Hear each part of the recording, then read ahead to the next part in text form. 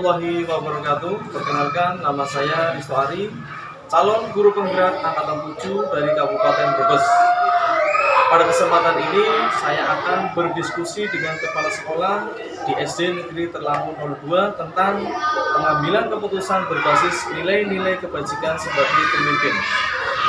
Di sini nanti akan belajar tentang dilema etika maupun dilema moral. Berikut adalah video diskusinya. Assalamualaikum warahmatullahi wabarakatuh. Bagaimana kabarnya Bu Cis? Alhamdulillah baik. Ini Bu, maksud saya melakukan diskusi ini itu kaitannya dengan modul 3.1. Ini kaitannya dengan pendidikan guru penggerak, yaitu tentang pengambilan keputusan berbasis nilai-nilai kebajikan sebagai pemimpin. Jadi saya pengen belajar dengan Ibu bagaimana cara mengambil sebuah keputusan, baik itu tentang dilema etika maupun dilema moral. Mohon izin untuk memperkenalkan diri. Assalamualaikum warahmatullahi wabarakatuh. Waalaikumsalam warahmatullahi wabarakatuh. Saya Sustriwanti SPDSD MPD selaku Kepala Sekolah SD Negeri Terlampung 2, Kecamatan Brebes, Kabupaten Brebes. Alhamdulillah pada hari ini saya dalam keadaan sehat walafiat, sehingga alhamdulillah pada hari ini saya akan berusaha untuk membantu Pak Risto menyelesaikan tugas modul 3 tentang dilema etika. Terima kasih Bu. Langsung saja Ibu. Mungkin selama Ibu menjadi kepala sekolah di SD ini, itu di SD Negeri 2, tentunya mungkin ada beberapa dilema Bu ya. Di mana dilema itu ada dilema etika maupun dilema rujukan moral. Nah, menurut Ibu, ini bagaimana cara Ibu untuk mengidentifikasi kasus-kasus yang muncul yang merupakan dilema etika atau rujukan moral itu? Alhamdulillah selama saya di sini sebetulnya SD ini sudah bagus ya Pak ya. Tetapi walaupun sebagus-bagusnya di satuan pendidikan, tentu masih ada masalah yang dihadapi oleh saya selaku pimpinan.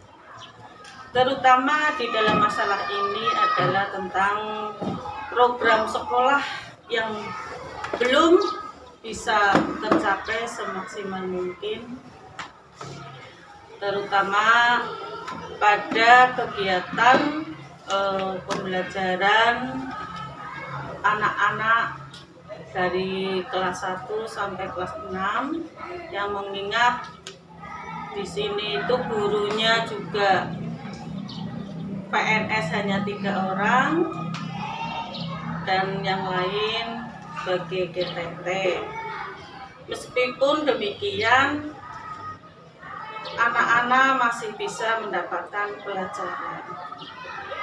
Namun anak-anak di sini untuk mendapatkan pelajaran dari guru itu kurang maksimal karena belum adanya kedisiplinan dalam melaksanakan tugas pembelajaran, sering terlambat kedatangannya.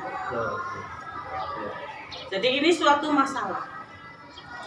Seandainya pelajaran dimulai sesuai waktu yang ditentukan, anak akan lebih banyak menerima materi dari guru. Seperti itu. Jadi ini kedisiplinan. Ini suatu masalah yang besar seperti itu.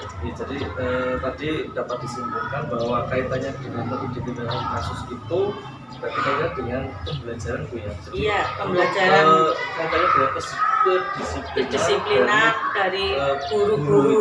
Iya. Terima kasih.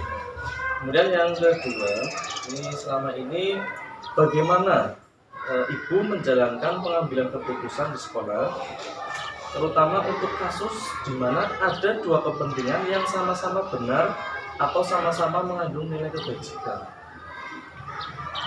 untuk mengidentifikasikan masalah yang mengandung benar kebajikan itu tentunya sebetulnya sangat sulit ya Pak. Tapi kita harus bisa mengidentifikasikan mana yang harus diprioritaskan. Jadi dengan adanya tata tertib ini harus bisa dilaksanakan oleh semua pendidik maupun siswanya, peserta didik. Jadi pendidik dan siswanya itu harus melaksanakan sesuai dengan tata tertib, ya, agar bisa terlaksana pembelajaran sesuai dengan jadwal yang sudah ditentukan. Seperti itu. Ya. Berarti tadi kaitannya dengan di poinnya itu ya, berarti tata tertib Tata itu tertib harus dilaksanakan baik itu dari guru maupun dari peserta didiknya. siswa itu sendiri. Ya. Ya. Nah, kemudian lanjut Bu. Nah, adakah langkah-langkah atau prosedur strategi yang biasanya ini Ibu lakukan dalam menyelesaikan masalah dilema seperti itu?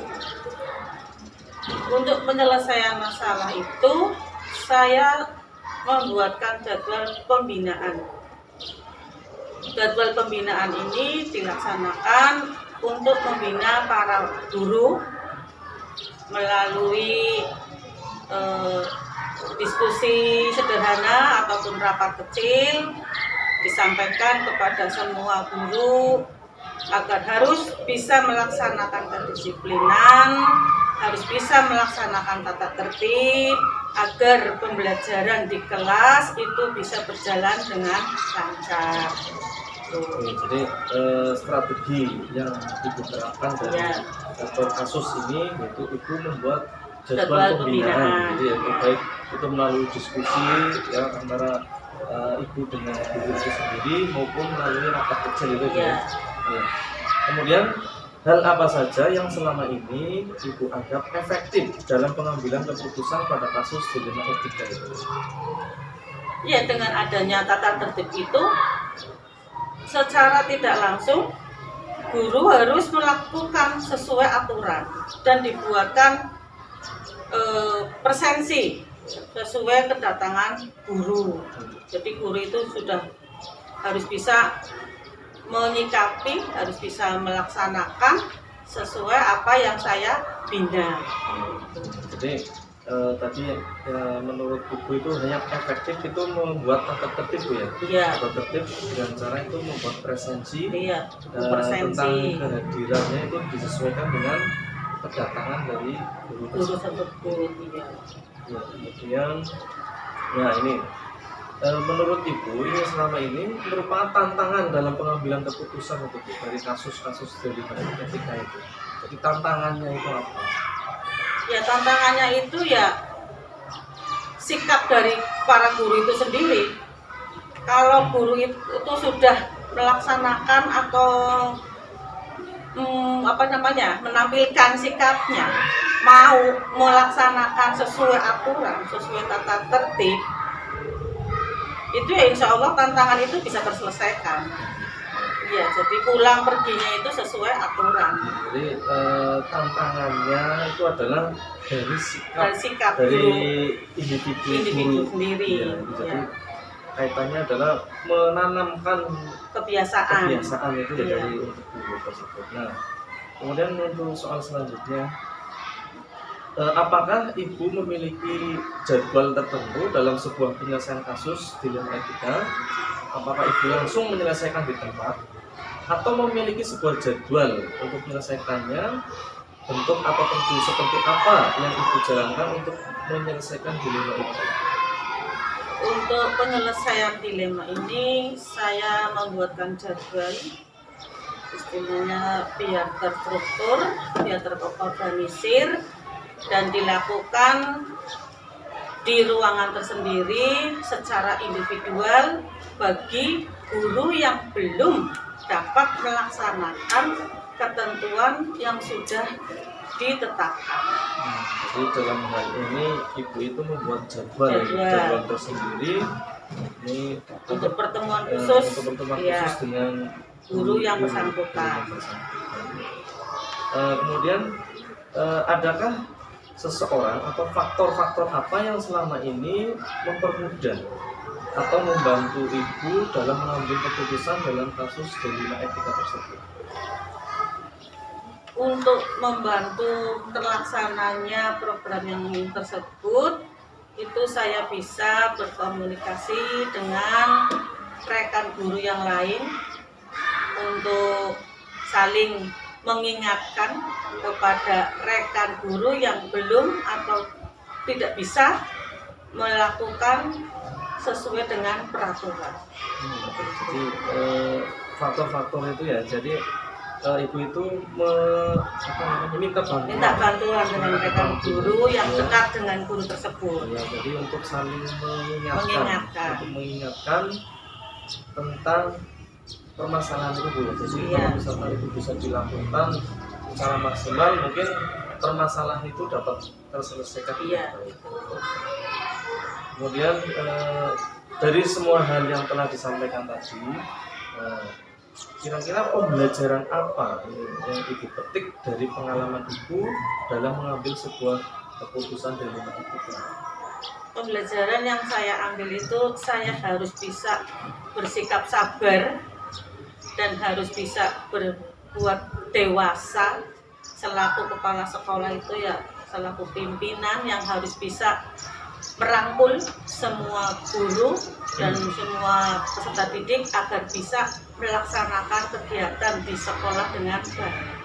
Jadi tadi yang bisa dipetik dari permasalahan ini adalah bersikap sabar ya. Jadi bersikap sabar itu tentunya ya ini bisa mendukung untuk menyelesaikan permasalahan itu. Kemudian harus bersikap dewasa. Dalam artian kita menunjukkan sikap dewasa agar seolah-olah antara kepala sekolah dan guru itu sebagai mitra Bu ya. Jadi bukan berarti atasan itu atasan dan bawahan. Ya, itu ada jenjang lah seperti itu. Jadi kalau misalkan hubungan itu harmonis, nanti untuk permasalahan itu nanti bisa terselesaikan. Ya, terima kasih Ibu tadi sudah berbincang-bincang atas waktunya yang diberikan kepada saya. Jadi dari wawancara ini saya bisa tahu Bu, bagaimana cara untuk menentukan ya atau memutuskan dari suatu permasalahan, baik itu dari dilema etika maupun dilema moral. Terima kasih Bu atas waktunya di pertemuan saya. Saya akhiri. Assalamualaikum warahmatullahi wabarakatuh.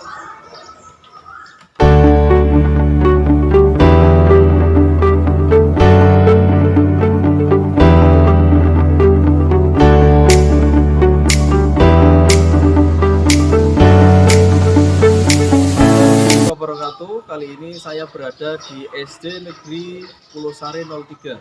Di sini saya akan berdiskusi atau wawancara dengan kepala sekolah kepada Pak Manis SPD SD. Berikut adalah video diskusinya. Selamat menyaksikan. Manis. Bagaimana Pak kabarnya? Baik ya. Jadi Pak, maksud saya ke sini itu saya akan berdiskusi Pak yang kaitannya dengan pengambilan keputusan. Pengambilan keputusan itu kan ada dilema etika maupun dilema moral. Jadi nanti saya akan belajar dengan Bapak tentang cara pengambilan keputusan. Tapi sebelumnya mohon izin untuk memperkenalkan diri saya Pak dulu.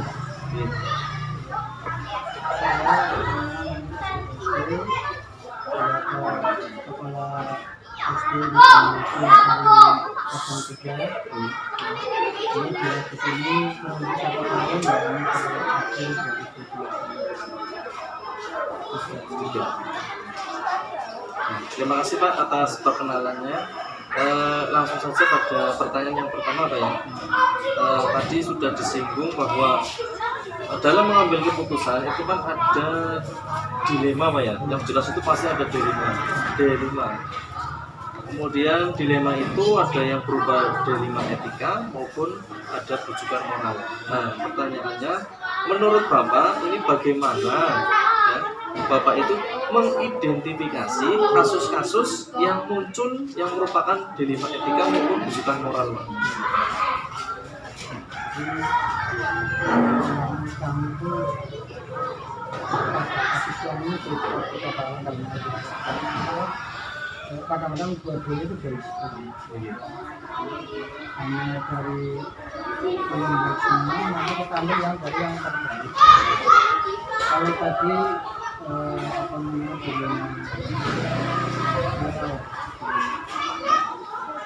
belum moral itu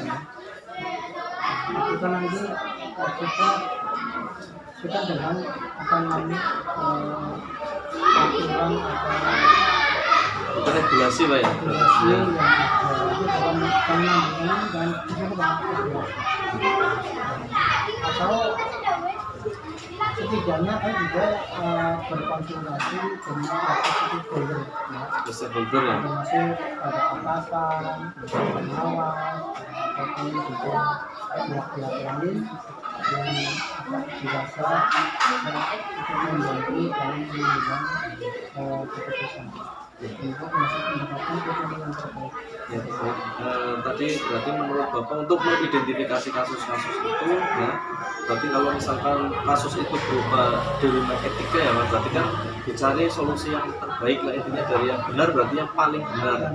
Nah, kemudian untuk rujukan moral ya, untuk rujukan moral kan berarti melibatkan Pak ya, baik itu stakeholder, kemudian kaitannya dengan regulasi atau aturan yang ada. Baik, terima kasih. Kemudian lanjut Pak. Nah, selama ini Bapak menjalankan pengambilan keputusan di sekolah ini ya, terutama untuk kasus-kasus di mana ada dua kepentingan yang sama-sama benar Pak, atau sama-sama mengandung nilai kebajikan. Nah, ini bagaimana cara pengambilan keputusan Pak? Itu kami tidak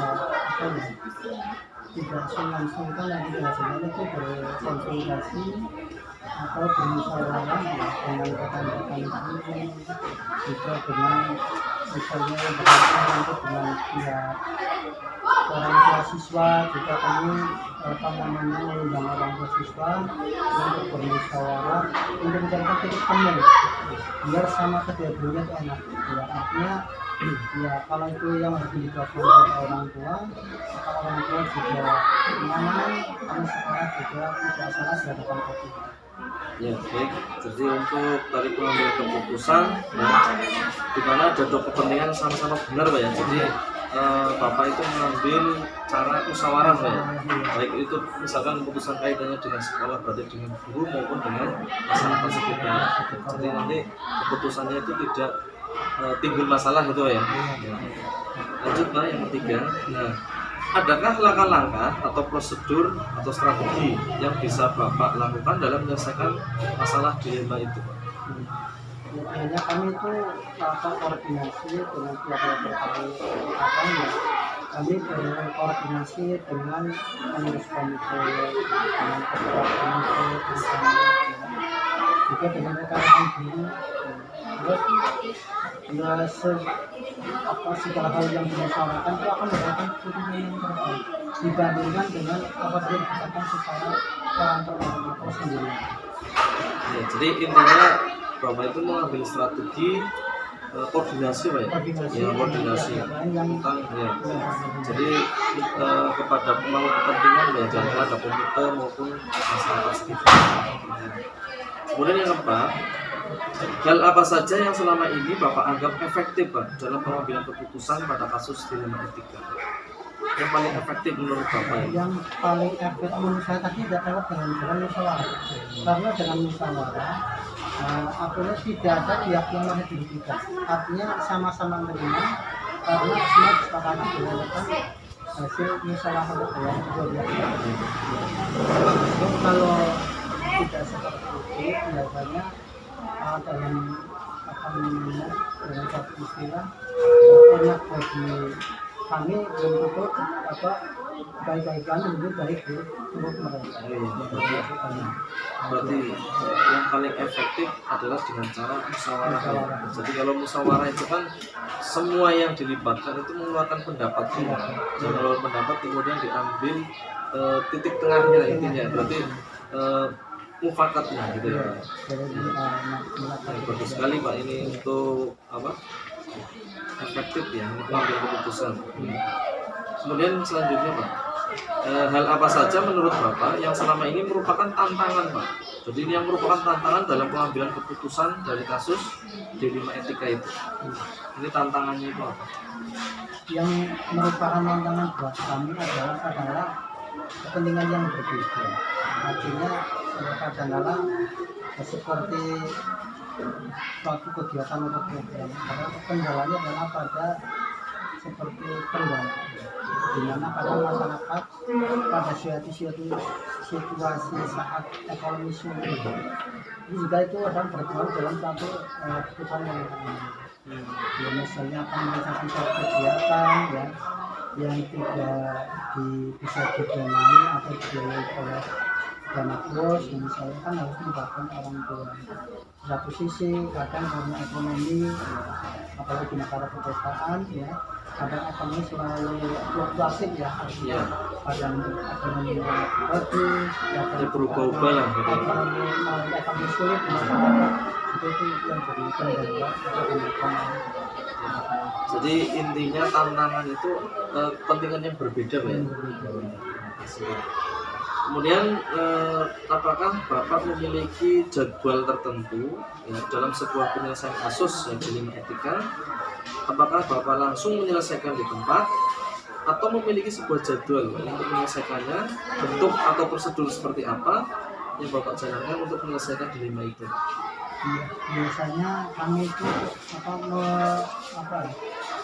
menyisihkan waktu untuk menyelesaikan suatu masalah. Jadi artinya menunggu waktu yang tepat. Ya, karena semua keputusan itu diambil dengan kondisi atau waktu yang tepat. Karena kalau waktunya tidak tepat, jadi otomatis kami merencanakan dulu. Ya, tidak serta-merta, tidak spontan. Jadi telah berjalan dengan waktu yang sesuai ya, dengan keadaan. Ya, jadi tadi dapat disimpulkan bahwa Bapak itu dalam penyelesaian kasus itu direncanakan dijadwal ya dengan tujuan supaya dalam pengambilan keputusan itu tidak tergesa-gesa sehingga nanti keputusan yang diambil itu tepat, tidak menimbulkan masalah lainnya gitu ya. Ya, kemudian yang selanjutnya, nah adakah seseorang atau faktor-faktor apa yang selama ini mempermudah yang membantu Bapak dalam pengambilan keputusan dalam kasus D5 etika itu? Kalau pada D5 etika ini yang biasanya peran serta semua pihak seperti komite, guru-guru, ini juga merupakan faktor penunjang kami dalam ya, jadi tadi faktor atau seseorang ya ini yang selama ini mempermudah dalam pengambilan keputusan itu adalah peran serta lah ya. Peran serta dari semua pihak lah, atau semua pemangku kepentingan lah, ini mengadakan kolaborasi lah ya, kolaborasi dalam sebuah penyelesaian kasus. Kemudian yang terakhir Pak, dari semua hal yang telah disampaikan tadi, yang sampaikan Pak Manis tadi, pembelajaran apa ini Pak yang dipetik atau pengalamannya dalam mengambil sebuah keputusan D5 etika itu?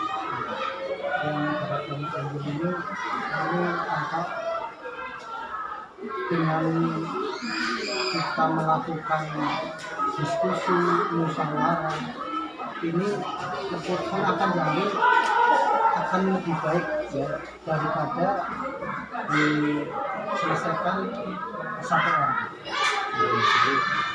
Jadi intinya tadi pembelajaran yang bisa Bapak ambil dari permasalahan atau kasus-kasus D5 itu yaitu dengan cara musyawarah ya.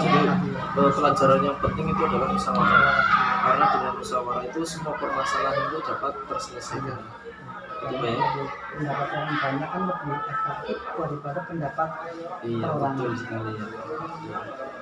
Terima kasih Pak Manis atas diskusinya. Saya banyak sekali mendapatkan pelajaran Pak, terutama dalam hal pengambilan keputusan. Itu yang benar. Ini yang sudah melakukan seperti itu. Mudah-mudahan ya untuk ini bisa menambah Pak Resto. Terima kasih Pak. Terima kasih atas waktunya diberikan kepada saya. Apa tentang kurang lebihnya saya akhiri. Assalamualaikum warahmatullahi wabarakatuh. Waalaikumsalam warahmatullahi wabarakatuh.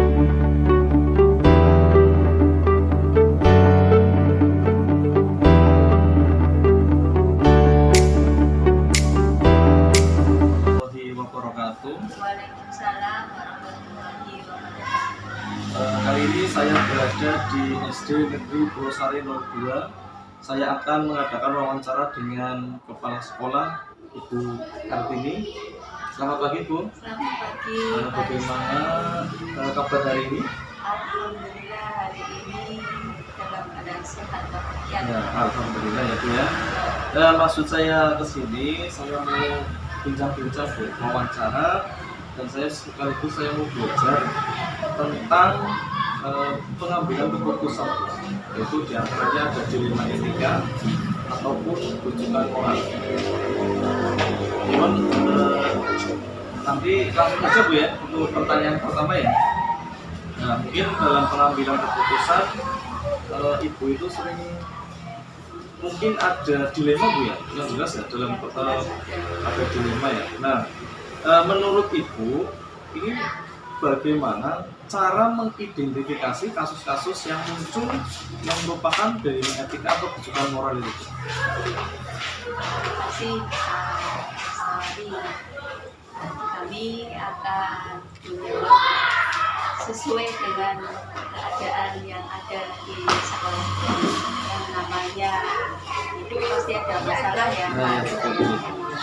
Nah, kita akan menyelesaikan masalah itu ya sama mengidentifikasi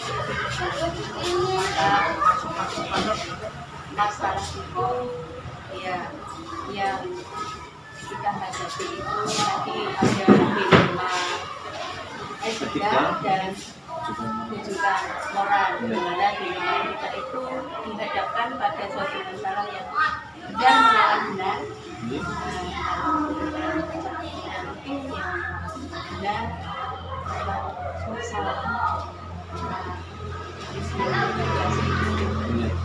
Jadi tadi Ibu untuk cara mengidentifikasi dari kasus-kasus yang ada, atau dilema yang ada, itu tadi dengan cara tadi dilema etika berarti benar ya Bu ya. Iya, iya. Kemudian rujukan moral itu benar, salah ya. Nah, kemudian yang kedua Bu.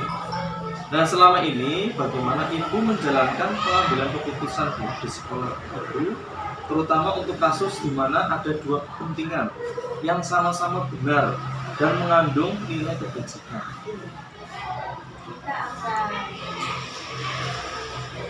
mengambil keputusan dilihat dari berbagai sudut pandang ya, di mana keputusan yang kita ambil jangan sampai merugikan orang banyak. Justru keputusan yang kita ambil karena itu tadi benar lawan benar, kita mengutamakan yang paling utama terlebih dahulu. Jadi ya itu tadi biar kita lihat dari berbagai sudut pandang ya, tidak menguntungkan hanya sebelah pihak. Ya, jadi tadi Ibu dalam pengambilan keputusan Bu ya, itu kan mengambil dari berbagai sudut pandang gitu ya. Ya, jadi untuk mengutamakan yang paling benar terlebih dahulu dan tidak merugikan salah satu pihak Iya. dan tidak menguntungkan salah satu pihak. Jadi semuanya itu diuntungkan. Iya. Nah, baik. Adakah langkah-langkah atau prosedur ya, atau strategi yang biasanya Ibu lakukan dalam menyelesaikan masalah dilema seperti itu? Langkah-langkah yang kita lakukan pertama ya kita cari tahu dulu penyebab dari permasalahan itu. Sudah tahu penyebab permasalahan itu, kemudian kita cari yang terbaik. Bahkan yang terlibat dalam permasalahan itu, ya, kita cari tahu. Ya, jadi tadi pertama kita mencari tahu dulu penyebab dari permasalahan itu, kemudian yang terlibat dalam permasalahan itu, yang ketiga untuk apa ya, memutuskan. Ya, keputusan itu ya kita diskusi dengan kepala sekolah, diskusi dengan kepala sekolah, kemudian sudah diskusi kita ambil keputusan. Jadi langkah-langkah yang ditempuh yang pertama tadi mencari penyebabnya dulu ya. Jadi ada permasalahan itu dicari penyebabnya, kemudian siapa yang terlibat di dalamnya, kemudian dimusyawarahkan sehingga nanti menghasilkan keputusan yang terbaik. Ya, baik, terima kasih. Kemudian selanjutnya apa saja yang selama ini Ibu anggap efektif dalam pengambilan keputusan pada kasus bullying etika? Jadi yang Ibu anggap itu yang paling efektif. Karena itu langkah-langkah ketika diantaranya adalah diskusi, kemudian menentukan, ya, dari hasil diskusi itu menghasilkan keputusan yang baik. Nah, berarti yang efektif ya kita gunakan hasil keputusan itu yang bisa bermanfaat untuk orang lain dan dalam jangka waktu yang berkelanjutan, tidak hanya sesaat itu. Jadi ya tadi keputusan itu bisa digunakan. Ya, tapi kan tidak merugikan ya. Semuanya bisa menggunakan keputusan itu dan dalam jangka waktu yang berkelanjutan, tidak sesaat. Ya, baik, berarti dari kesimpulannya yang jelas yang pertama dari hal yang selama ini dilakukan yang paling efektif adalah diskusi Bu, jadi musyawarah. Sehingga musyawarah itu nanti menghasilkan suatu keputusan yang nanti diterapkan bukan hanya saat ini, tapi nanti berkelanjutan. Baik, kemudian untuk selanjutnya Ibu, ini hal apa saja menurut Ibu yang selama ini merupakan tantangan Bu dalam pengambilan keputusan pada kasus dilema etika? Jadi tantangan itu apa? Dilema etika itu kan tadi bulan lagi. Nah, kita dihadapkan beberapa misalnya permasalahan ya seperti itu. Kita harus bisa mengambil mana yang terbaik tadi, mana yang terbaik dari permasalahan itu dan yang diutamakan.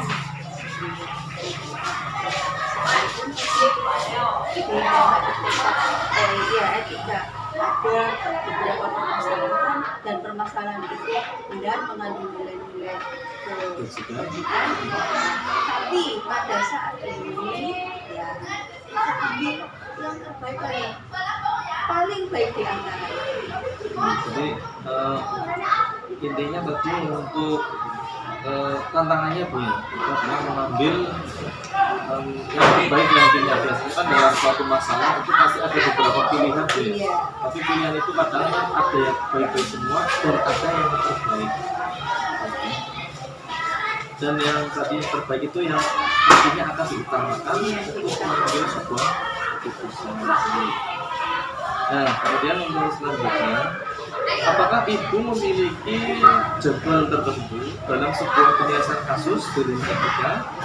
Apakah Ibu langsung menyelesaikan di tempat atau memiliki sebuah jadwal untuk penyelesaiannya? Bentuk atau prosedur seperti apa yang Ibu jalankan untuk menyelesaikan dilema itu?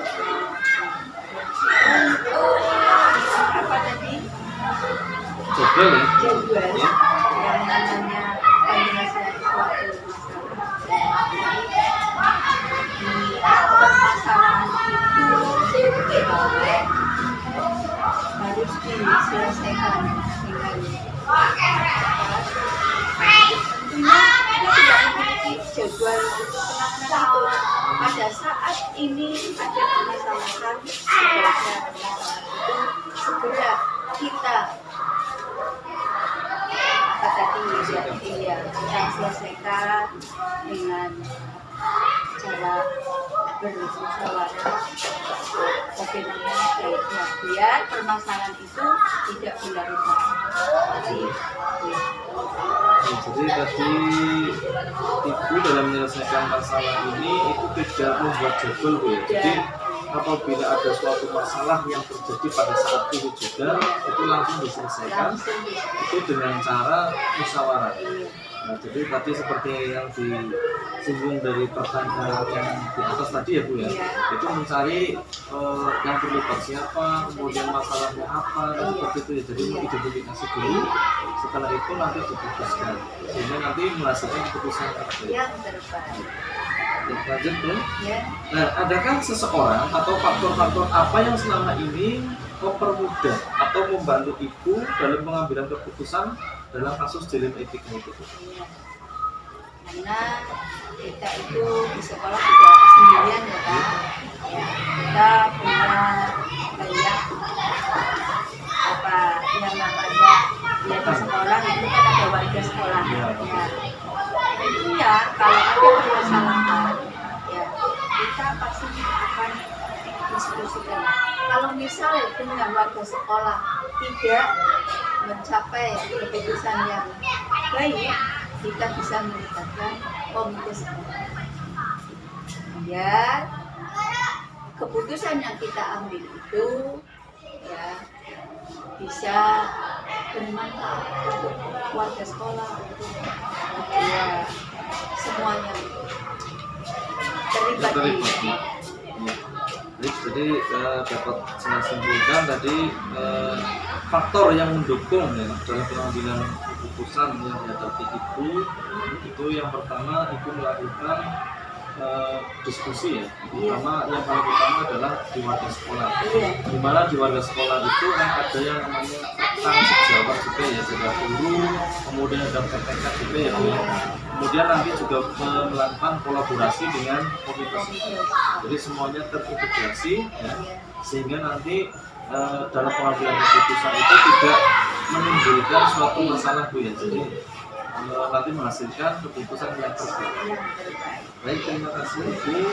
Kemudian yang terakhir ini Bu, dari semua hal yang telah tadi Ibu sampaikan, ini kira-kira pembelajaran apa Ibu yang bisa dipetik dari mengambil sebuah keputusan dari etika? Jadi tadi dari permasalahan tadi. Yang dapat kita petik dari permasalahan ini banyak sekali Pak.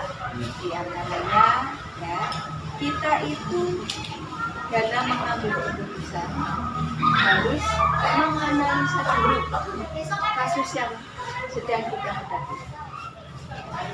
Kemudian kita dalam mengambil keputusan harus mempertimbangkan keputusan apakah ya keputusan yang seperti ini nanti menguntungkan berbagai pihak atau tidak. Kemudian ya keputusan yang kita ambil tentunya harus bermanfaat untuk jadi kita menyampaikan ya untuk diri sendiri, tapi di sini yang kita utamakan adalah warga. Baik, ya, tadi yang Ibu petik dari permasalahan ya, yang terjadi itu yang pertama adalah punya pengalaman untuk menganalisa dulu. Jadi setiap ada masalah itu dianalisa ya. Jadi kemudian yang kedua adalah mempertimbangkan. Jadi mempertimbangkan suatu keputusan itu nanti akan menguntungkan atau merugikan. Kita jelaskan kalau sebuah keputusan itu harus semuanya diuntungkan. Jadi tidak ada salah satu yang merugikan, sehingga nanti selalu terjadinya hubungan yang harmonis.